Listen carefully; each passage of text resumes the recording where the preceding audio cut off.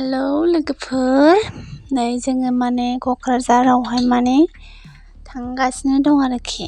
माने फिसाजोआ माने लोमजादोंबो, ओमफ्राय गगा, ओमफ्राय गुजुनायाथ' गोबाव जाबाय आरोखि। माने गुजुनाया माने हामाखै आरोखि। माने दाखालिबो लांखांबाय, ओमफ्राय नै एबाराव आरो खेबनै जाबाय आरोखि लांनाया। ओमफ्राय बेखौनो डाक्टारनाव आरो देखायहैबावनो होननानै लानानै फैबाय आरोखि। ओमफ्राय नोंथांमोननोबो माने भिडिअखौ माने ससेबाबो लाबोनो आङो लुबैदों आरोखि। ओमफ्राय नोंथांमोनहा नायलांबानो जाबाय।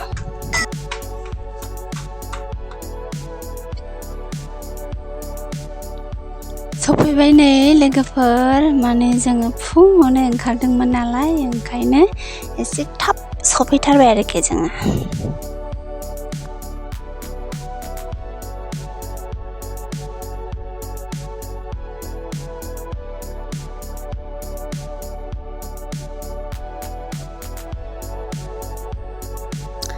सफैबाय लोगोफोरनि जायगायावहाय माने डक्टरा माने नायथ'वाखै आरोखि। ओमफ्रायनो दसे जिरायनानै माने थाबाय थाथ'नोसै आरोखि, नेथ'नोसै।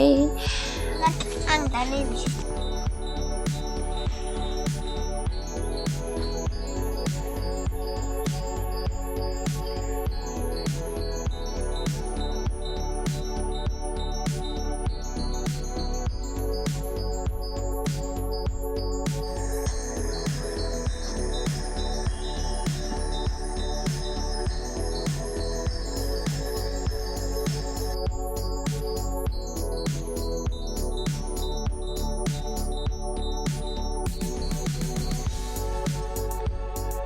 माने खब'खौनो होननानै माने बिदि खालामनाय जाबाय आरोखि।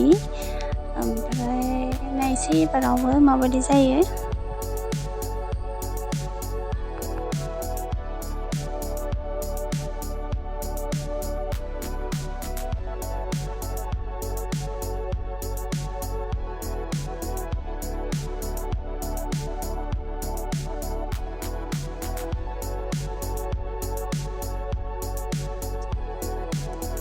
डक्टरनिफ्राय फैनानै माने एसे मार्केटआ हाब्बाय आरोखि। ओमफ्राय नायसै मा जिनिस दङ। माने आं बारा फसाया आरोखि माने ड्रेसफोरखौहाय बेवहाय माने, होमबाबो नायसै आरोखि मा लांनाय जायो।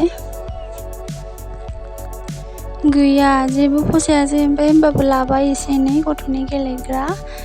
ओमफ्राय लोगोफोर गोजोननाय थाबाय आरोखि माने भिडिअखौ नायनायनि थाखाय।